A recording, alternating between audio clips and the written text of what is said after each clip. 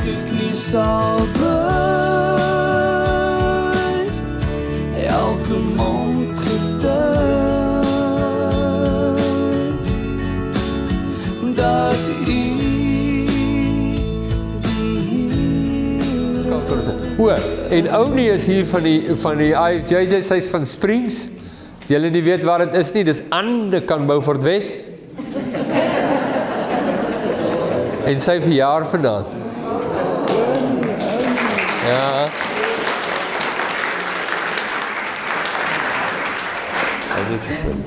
Skus, en ek is nou vir die verjaarsdag Tannie, so Ounie, baie geluk met jou verjaarsdag, jy kan by my kom staan.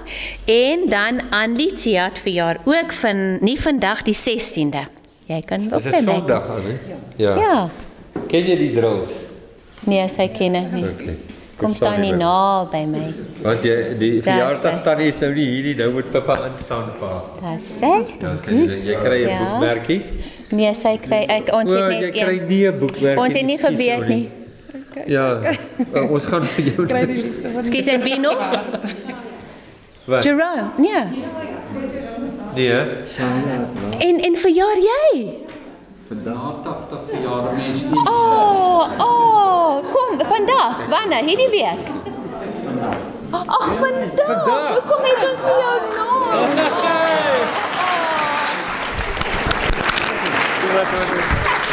Jy kan vasmaak. Baie geluk. Ja. Maar jy het nie jou verjaarsdag gegee op die... Nee, want ek sê moes... O, na 80, ek hoor jou, ja. Ek hoor jou baie goed. Ja.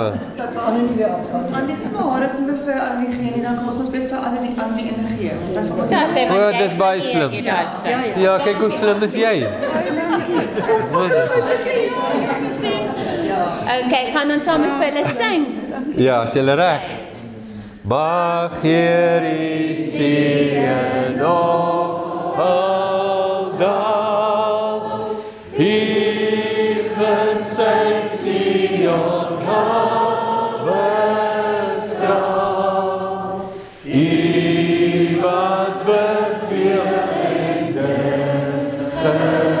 gesien, wat hierdie seën oor al gebied. Baie geluk julle, hè? Dank jy boekmerkie. Daar was nog iets wat ek gekom. Ek kan hoor my heiland roep my. Ek kan hoor my heiland roep my. Ek kan hoor my heiland roep my. Neer jou kruis en volg my, volg my na. Waar hy lei, daar sal ek weer gaan. Waar hy lei, daar sal ek weer gaan. Waar hy lei, daar sal ek weer gaan. Gaan ek met hom tot die Gaan ek met hom tot die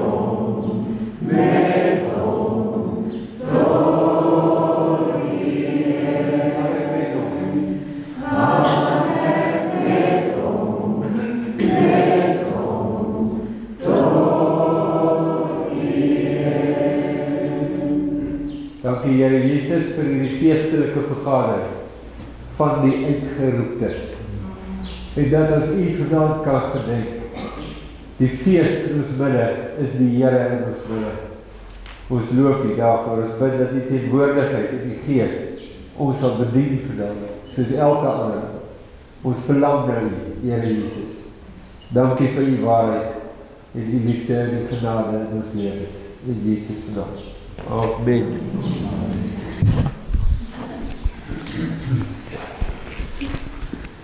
Julle? Nou, julle. Ek sou gesê ek moet die ding nou so vashou, En die ding moet ek nou so vashou, iets gaan skade kry. Ek weet nie wat teen nie. Ek gaan probeer stil staan. Maar welkom vir elkeen wat hier so is. Dit is 'n spesiale geleentheid hierdie om nagmaal saam te kan gebruik. Soos julle weet, het ek mos nou hierdie 6 opdragte gekry om te praat oor die heerlikheid van Jesus. En ons het deur 'n klomp goed gegaan en vanaand gaan ons oor die opstanding praat. En daarom het ek nogal vir Rickert baie versigtig gevra, kan ons nie nagmaal bedien by die woordskool nie?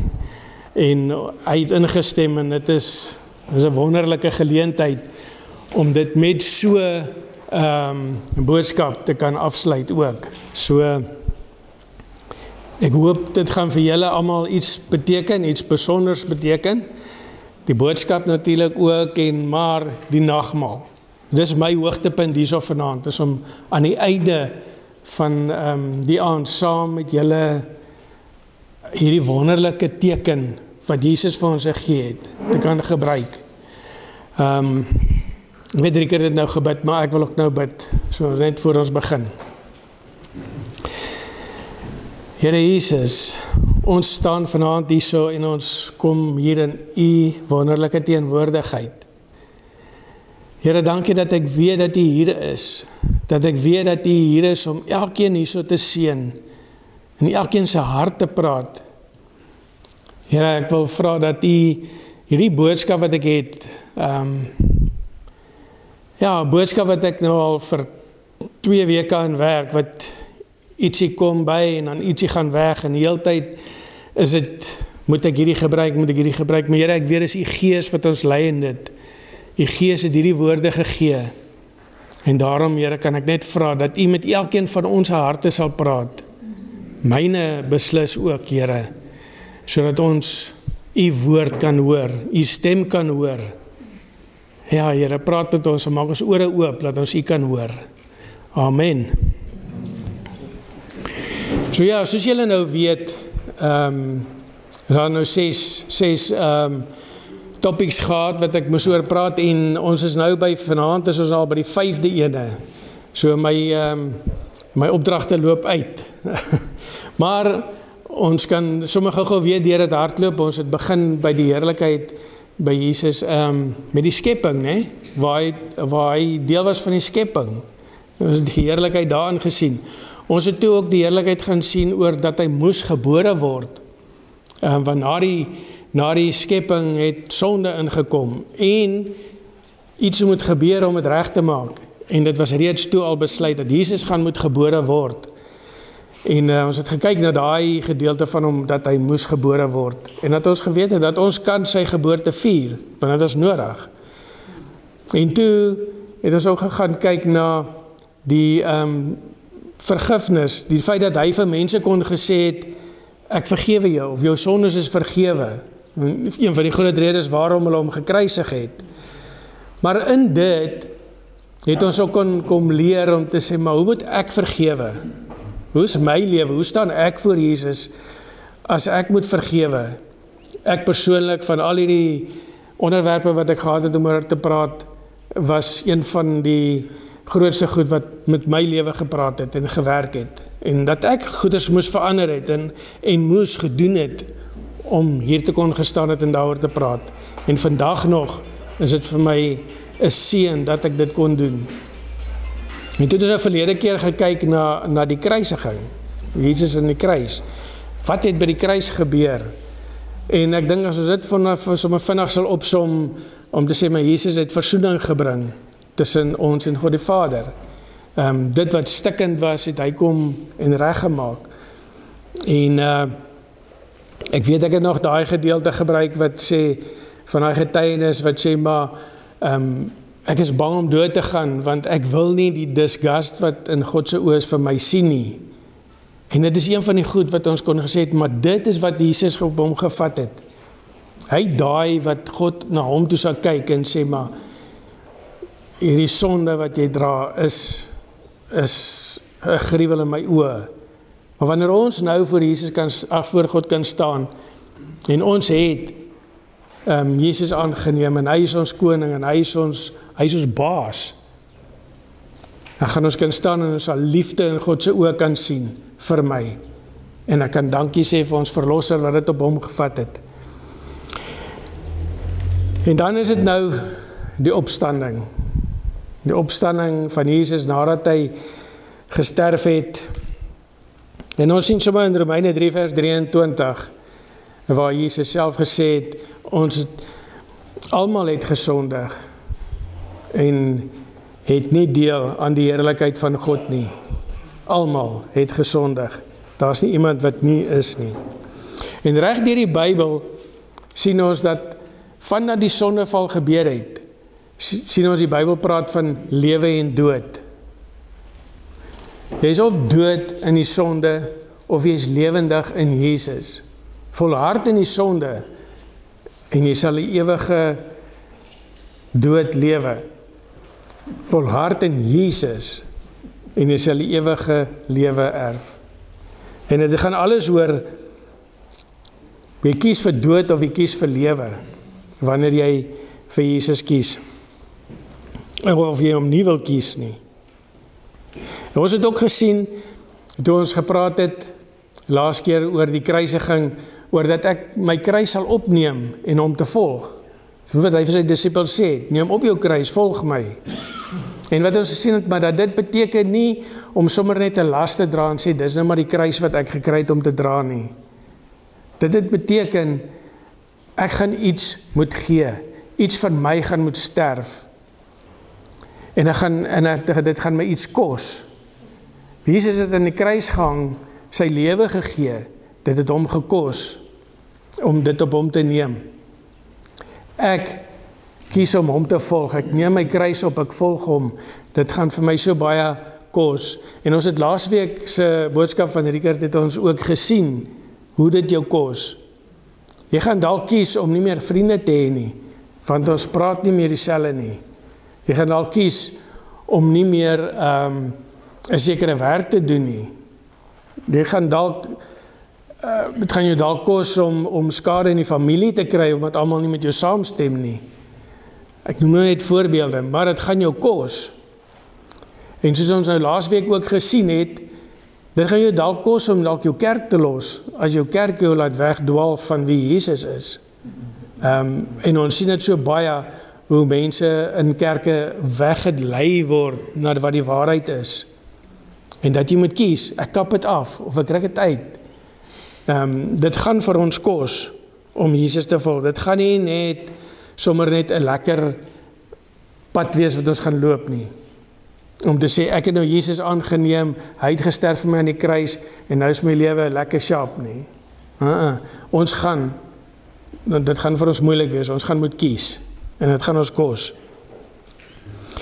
Nou dat ek so 'n bietjie help met Richard as haar doop geleenthede is vir my so mooi om te sien as mense hulle getuienisse gee voor die tyd en vertel van hoe hulle besef gekry het om hulle Jesus in hulle lewens nodig het en wat dit vir hulle beteken om hom te volg en ook om daar te staan in die water saam met so 'n persoon en te sien dat hy as 'n ou mens onder die water gaan en as 'n nuwe mens daar uitkom en dit laat my dink aan die opstanding van Jesus, nê?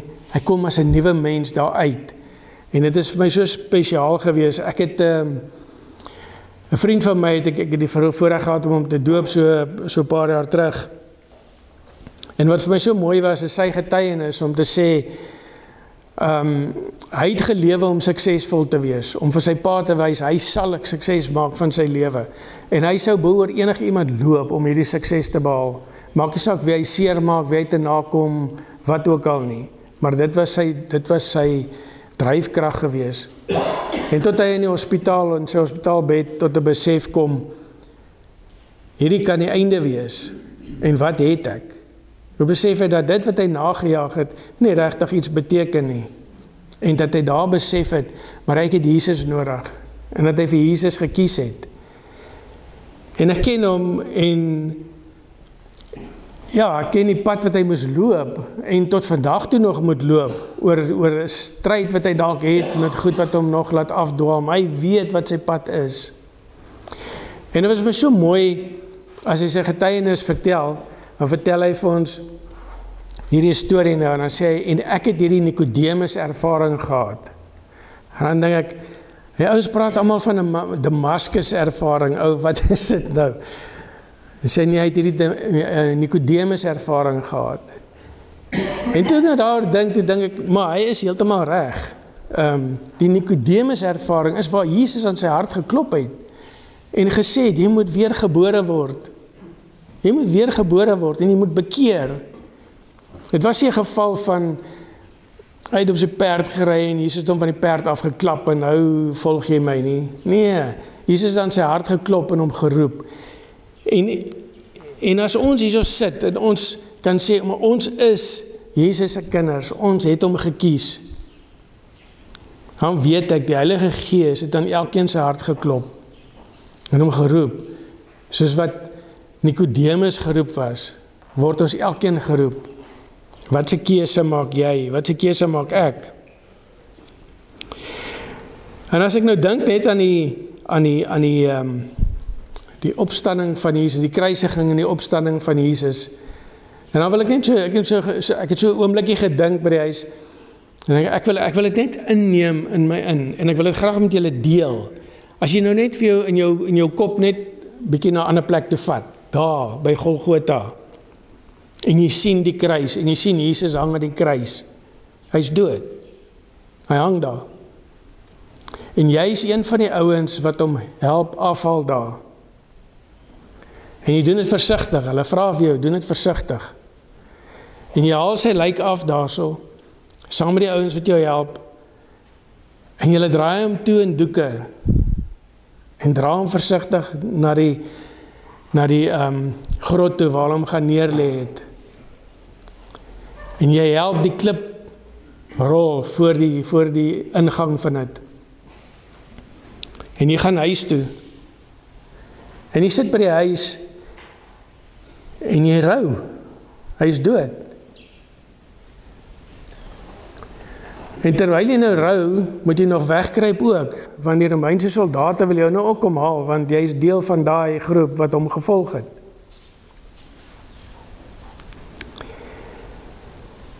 En skielik storm iemand na 2 dae by jou deur in, en skree hardop, hy lewe, hy het opgestaan. Wat gaan jy sê? Dit kan dalk 1 April wees. Jy kan dalk sê jy grap. Jy kan dalk sê dit is onmoontlik. Ek het hom gesien, hy is dood. Is dit nie wat miskien met baie van ons sal gebeur nie? Ek wil hierso lees uit 1 Korintiërs 15 vers 14 en 17 waar Paulus self sê, en as Christus nie opgewek is nie, is ons prediking sonder inhoud en julle geloof ook sonder inhoud. Vers 17, en as Christus nie opgewek is nie, is julle geloof waardeloos en is julle nog gevange in julle sondes. En ons het so baie goed gesien oor wat by die kruis gebeur het, en wat Jesus kom reggemaak het by die kruis, en ons het gepraat daaroor, en ons weet het, maar as hy nie opgestaan het nie, het dit niks beteken nie. Sou ons back to square one gewees het. Hy moes opstaan. En op die 3de dag is die graf leeg, en het hy opgestaan. En alles wat die profete gesê het waar geword. Die 4 evangelies getuig van die opstanding. En Jesus self het sy opstanding 'n klomp kere aan die disippels verkondig. Klomp kere vertel van dat hy gaan sterf, maar hy gaan ook opstaan. Dit was nie nuwe nuus vir hulle nie. Die teksgedeelte wat ek graag nou wil lees, en julle kan dit opsoek as julle wil, Johannes 11.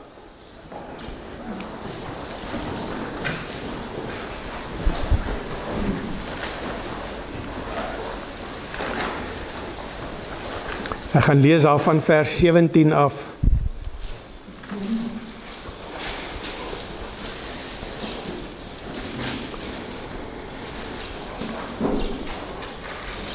Toe Jesus daar kom, het hy gevind dat Lazarus al 4 dae die graf was. Betanië was naby Jerusalem, omtrent 3 kilometer, en baie Jode het na Martha en Maria toegekom om hulle oor hulle broer te troos. En ek wil nou sommer net sê dat toe Jesus daar kom en Lazarus was 4 dae dood, hy het geweet, hy is 4 dae dood, nog voor hy daar aangekom het. Hy het dit geweet. Die feit dat hulle vir ons vertel hierso dat Betanië 3 kilometer van Jerusalem is, Jesus kon betyds daar gewees het as hy sou wou. En dan ook die feit dat daar nou baie mense by Maria en Martha was, wat ook 'n goeie ding vir Jesus was. Toe Martha hoor dat Jesus kom, het sy hom tegemoet gegaan, maar Maria het in die huis bly sit. Martha sê toe vir Jesus, Here, as U hier was, sou my broer nie gesterwe het nie. Maar selfs nou weet ek dat God U alles sal gee wat U van my vra. En hom, ja, sorry. Wat hy nou sê nou, Here, as U hier was, sou my broer nie gesterwe het nie. Het sy geweet, Jesus kan hom gesond gemaak het toe hy nog siek was. Sy het geen twyfel daarin gehad nie.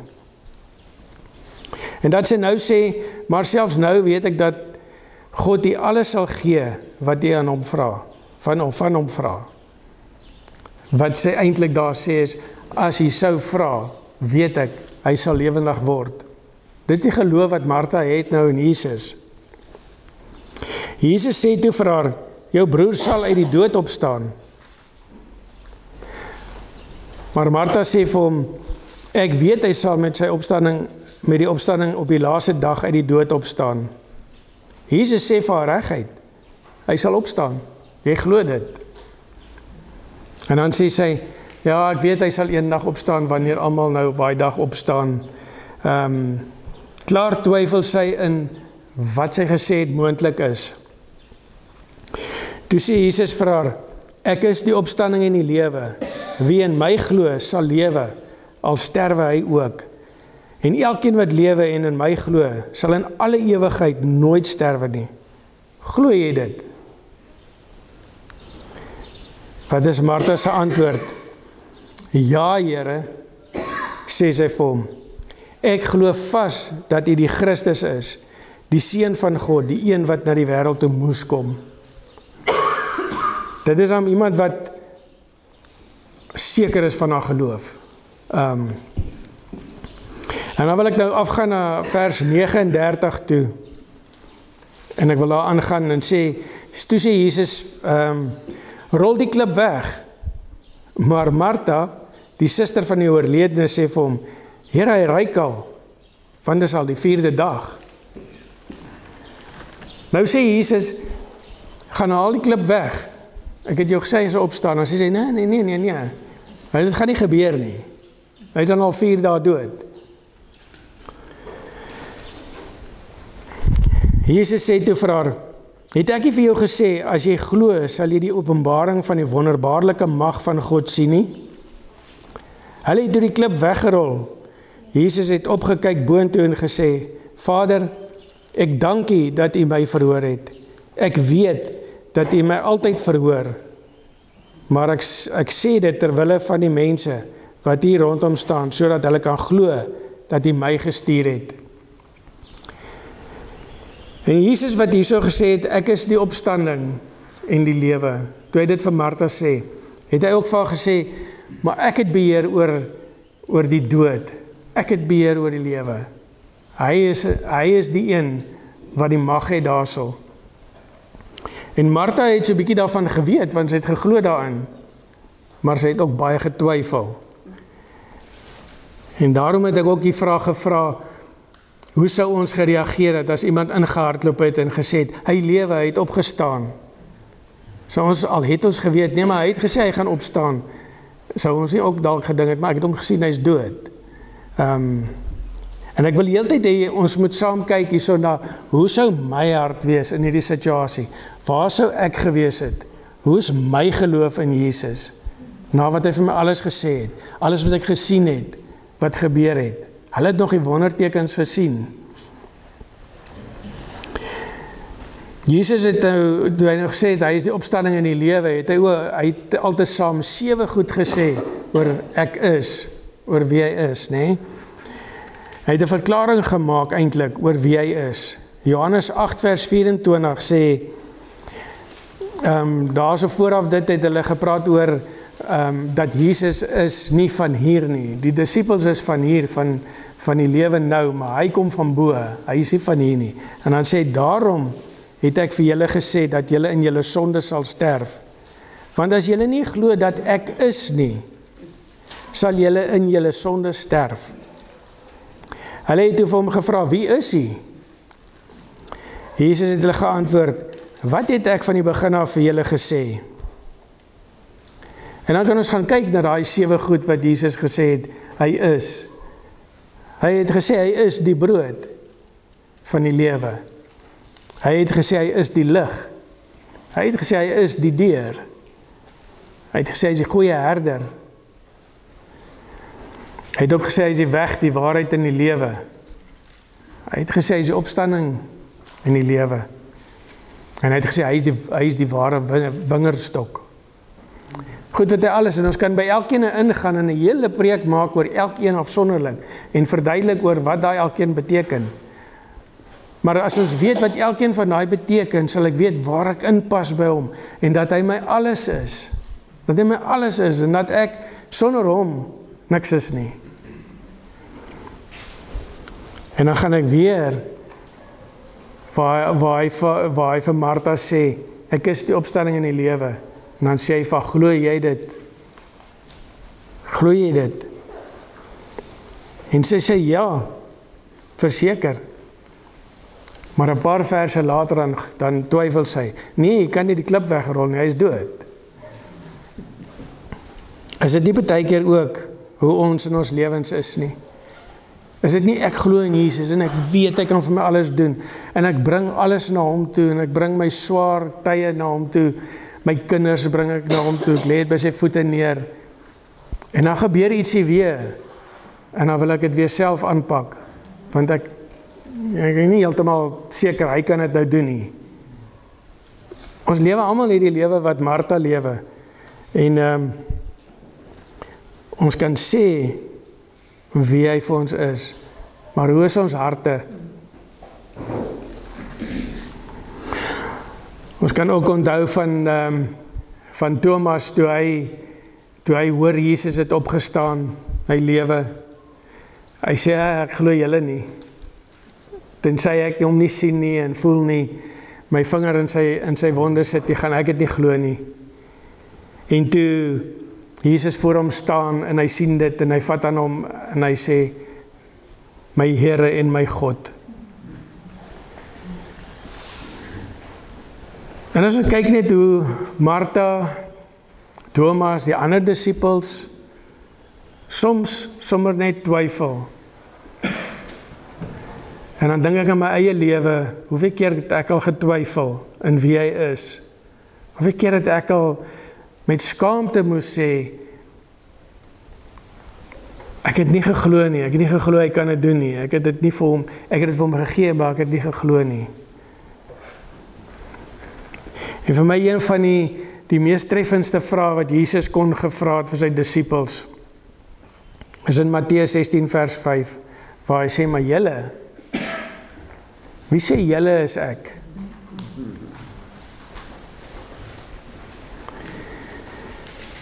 En ek wil eintlik so ver gaan as om te sê, Jesus sê vanaand hierso, maar jy, wie sê jy is ek? Ons kry boodskappe week na week. Ons kyk partykeer preke, ons gaan kampe toe, ons doen soveel goed en ons leer so baie van Jesus en ons leer en ons het hom in ons harte. Maar wie sê ek en jy is hy? Hoe seker is ek en jy, hy is in my hart, hy is my alles.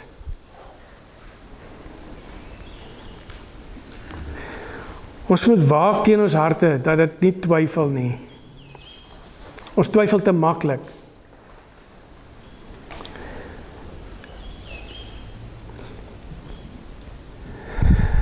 Jesus het gesê, nadat hy opgestaan het, het hy vir die disciples gesê, hy sal by ons wees, tot aan die volleinding van die tyd. Hy sal by ons wees. Daarom weet ons ook, dat ons die Heilige Gees het, wat hy vir ons gegee het. So ons is nooit alleen nie, ons is nooit sonder hom nie. En daarom hoef ons nooit te twyfel in wat hy kan doen vir my nie. En hierdie tekens hier agter my, die nagmaal, is 'n bewys, is 'n teken om vir my te sê, ek kan dit gedenk, ek kan dit vier, want ek glo in wat hy gesê het. Ek glo hy is wie hy sê hy is, want hy het gesterf aan daai kruis, maar hy het opgestaan. En die feit dat hy opgestaan het, kan ek nie twyfel om te sê, dat hy is wie hy sê hy is nie. Ek moet seker wees, hy is wie hy sê hy is, omdat hy opgestaan het uit die dood, en hy lewe. Dit is een van die grootste goed van ons geloof vandag, om te kan sê, ons Christus leef. En met daai sekerheid, moet ek met 'n rein hart voor hom kan staan, en sê, ek glo en ek gee alles vir u.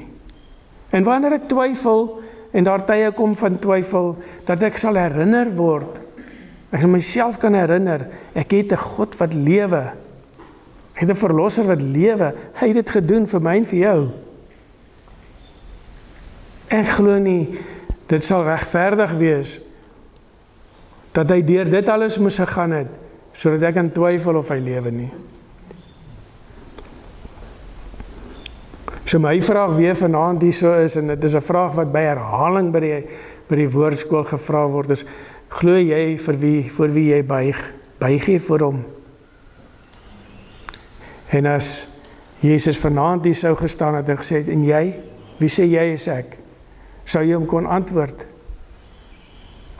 Sou jy vir hom kon met 'n eerlike hart kon gesê het, waar jy in jou hart is met hom? Ek wil graag hê, dat ons hieroor sal dink, en ons gaan nou nagmaal gebruik, en dat ons sal weet, my hart is skoon, my hart is rein, ek is reg met Jesus.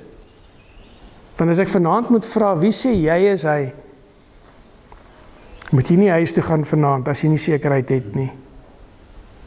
Dan moet ons dit uitklaar.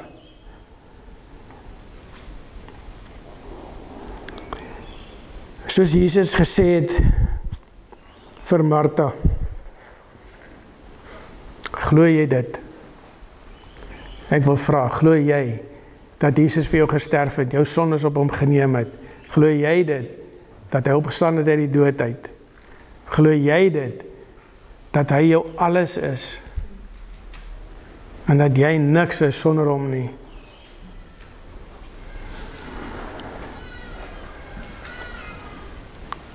Ek wil eintlik afsluit nou hierso, net met dit. En ek wil hê die vraag moet by ons almal in bly, om te sê, wie sê jy, is ek? Ek wil hê jy moet, soos ons het nou gevisualiseer het, by die kruis, waar Jesus al hang. Imagine, hy staan nou hierso, en hy wys sy vinger vir elkeen van ons, en hy sê, jy, wie sê jy is ek? En hy doen dit, want hy het dit vir sy disciples gesê. Hy doen dit vir elkeen van ons.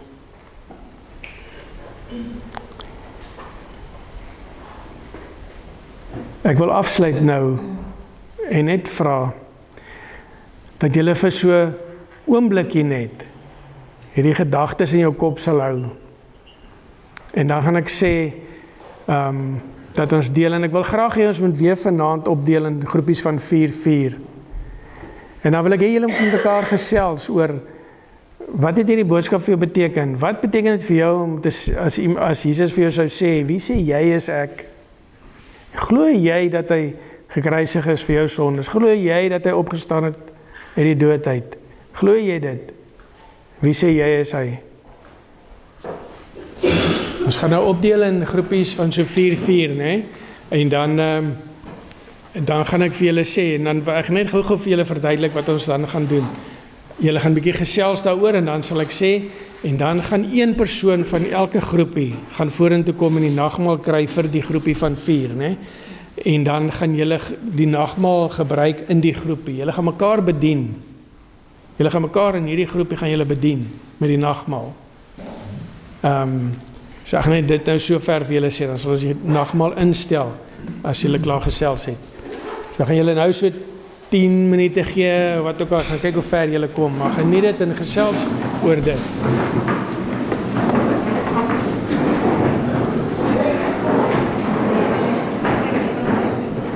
So hoe dit nou gaan werk is, as ek klaar die nagmaal ingestel het, gaan ek vra dat een persoon van elke groepie, van julle groepie wat nou gesels het, sal vorentoe kom, hy sal sy bordjie kry hier so met die nagmaal in, en dan gaan hy na jou groepie toe, en julle bedien mekaar, julle gaan met mekaar bedien, jy gaan die broodjie breek, en vir elkeen gee, en julle gaan dit saam geniet, want dit is 'n feesmaal, eintlik, né?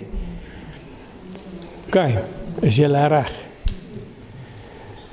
So toe Jesus hierdie lieflike maal ingestel het hy vir sy disippels vertel daarso, dat dit sy liggaam is, wat gebreek is. Dat beteken sy liggaam is gebreek vir ons sondes. As dit nie vir dit was, sou ons gebreek geword het. En dat die wyn of die sap wat hulle gedrink het, en wat ons nou gaan geniet, dat dit sy bloed is wat gevloei het, vir ons sondes. En dat ons dit moet gebruik, hierdie tekens gebruik, om te onthou wat gebeur het. Dis om het te gedenk. Hierdie goed is nie sy liggaam nie, is nie sy bloed nie. Dis 'n teken, maar is vir ons 'n heilige oomblik, né? En die hele boodskap wat ek vir julle gegee het, om te sê, maar wie is Jesus vir my? Wie sê ek is Jesus? Moet vir jou vrymoedigheid gee om hierdie tekens te kan gebruik. Want ek kan dit net gebruik as ek verseker weet, Jesus is my koning. Jesus is die een voor wie ek buig. Jesus is die een wat alles vir my is.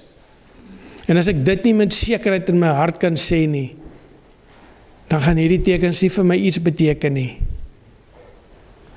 En daarom moet ek julle geleentheid gegee om saam te gesels en om die vraag te antwoord oor, wie sê ek is Jesus vir my? En as jy verseker weet, hy is jou koning, hy is jou baas, hy is die een vir wie jy buig, dan is jy welkom om van hierdie te kan kom geniet. Ek wil graag vir ons 'n gebed doen voor julle dit doen. Here Jesus, is so voorreg om te kan hoor wie hy is, wat hy vir ons gedoen het. Here, ons gaan deur al die stappe van waar hy moes mens geword het, waar hy moes kom sterf het aan die kruis, en waar hy opgestaan het uit die dood, en dit alles, om dit vir my te doen, vir elkeen van ons wat hier sit, en dat ons dit kan geniet, Here, en dat ons kan deel hê aan hierdie tekens wat hy vir ons gegee het, om te sê, maar ek onthou wat hy vir my gedoen het. As ek hierdie brood eet, onthou ek wat hy gedoen het, onthou ek dat die liggaam gebreek is, sien ek dit voor my. As ek die sap drink, dan sien ek voor my hoe die bloed gevloei het, en dat dit die laaste bloedoffer was wat nodig was, om my skoon te was. Dankie daarvoor. Dankie dat ons dit saam kan geniet, as 'n gemeenskap. Dankie dat ons mekaar kan bedien daarmee, en dat ons weet, U is in dit, en ons loof U vir alles. Amen. Julle is welkom om te kom kry, een uit elke groep uit.